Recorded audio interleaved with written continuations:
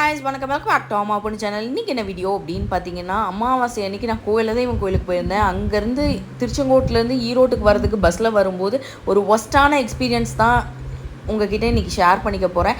எனக்கு என்ன நடந்தது அப்படிங்கிறத எல்லாத்தையுமே இந்த த்ரூஅவுட் வீடியோவில் சொல்கிறேன். எனக்குன்ட்டு இல்லை, அந்த பஸ்ஸில் பயணித்த எல்லாத்துக்குமே இந்த விஷயம் தாக்கல் இருக்கும். கண்டிப்பாக நீங்கள் இந்த பஸ்ஸில் ட்ராவல் பண்ணிங்க அப்படின்னா கண்டிப்பாக எனக்கு கமெண்ட் செக்ஷனில் சொல்லுங்கள். இதுக்கு முன்னாடி யாராவது இந்த பஸ்ஸில் போய் இந்த மாதிரி இன்சிடென்ட் நடந்திருக்கா அப்படிங்கிறது.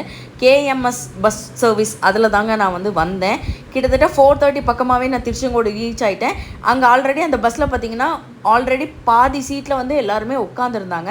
நாங்கள் 4:35 அப்படிங்கிற போது பஸ் ஏறும்போது அவங்க ஏறாதீங்க, 5 o'clock தான் பஸ்ஸு, 5 o'clock தான் நீங்கள் ஏறணும் அப்படின்னாங்க. முடியாதவங்கங்க கொஞ்சம் உட்காரட்டும் அப்படின்னு சொன்னதுக்கு உள்ளவே அலோவ் பண்ணல. அப்பயுமே ஏறி சில பேர் உட்காந்துருந்தாங்க. சரி அப்படின்ட்டு நான் பொறுமையாக தான் வெயிட் பண்ணேன். அங்கே என்ன தான் நடக்குது, 5 o'clock பஸ் எடுக்கிறாங்களா அப்படின்னு பார்க்கலான்ட்டு தான். அதுக்குள்ளே ஒரு 3 பஸ் அங்கே ஆல்ரெடி டக்குன்னு போகிற மாதிரி பஸ் எல்லாம் வந்தது. அங்கே வாங்க இங்கே வாங்கன்னு கிட்டத்தட்ட பஸ் ஸ்டாண்டில் எப்படி சொல்கிறது, பயனாளர்கள் எல்லாத்தையும் சும்மா அலைய வெய்யின்னு வைக்கிறாங்க. மேலே ஏறினவங்க எல்லாத்தையும் இறக்க சொல்லி பக்கத்தில் இருக்க பஸ் அது ஆல்ரெடி ஃபுல்லாக இருக்குது. அமாவாசை அன்னைக்கு சண்டே, நம்ம சொல்லவே வேணாம், கிட்ஸுக்கெல்லாம் லீவ் விட்டாச்சு. ஸோ நிறைய பேர் வருவாங்க. இந்த மாதிரி இருக்கிற பஸ்ஸு எதுக்கு அப்புறம் பஸ் உள்ளே விடுறாங்கன்னு எனக்கு தெரியலை. 5 மணிக்கு தான் எடுப்போன்னா அப்போ 5 மணிக்கு தான் கொண்டு விடணும். எதுக்கு முன்னாடியே விட்டு சில பயணியாளர்லாம் உட்காந்துருக்காங்க. அப்போ நம்ம உட்காரும்போது என்ன தப்பு? நம்மளும் பஸ்க்கு காசு கொடுத்துட்டு தானே வரோம் அப்படிங்கிற மாதிரி தானேங்க இருக்கும். அப்படி கேட்கும்போது சண்டையாயிடுச்சு.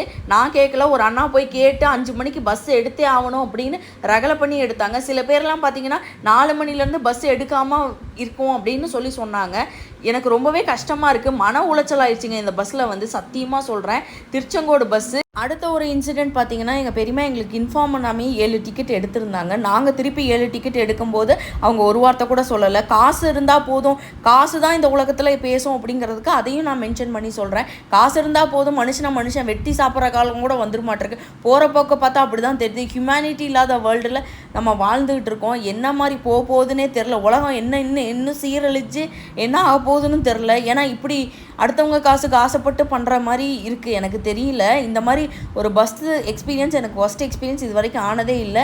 நான் உங்ககிட்ட ஷேர் பண்ணுறதை தவிர்த்து எனக்கு வேறு வழி தெரியல. அங்கே ஆல்ரெடி நிறைய பேர் வீடியோ ஃபோட்டோஸ்லாம் எடுத்துகிட்டு இருந்தாங்க இந்த இன்சிடென்ட்ஸ்க்கு.